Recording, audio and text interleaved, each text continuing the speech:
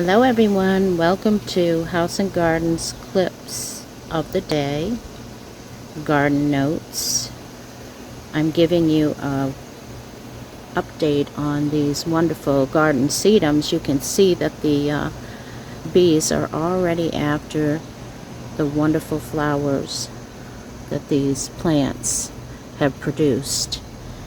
So this is a part of the House and Gardens clips and notes, and I hope you're all having a wonderful day.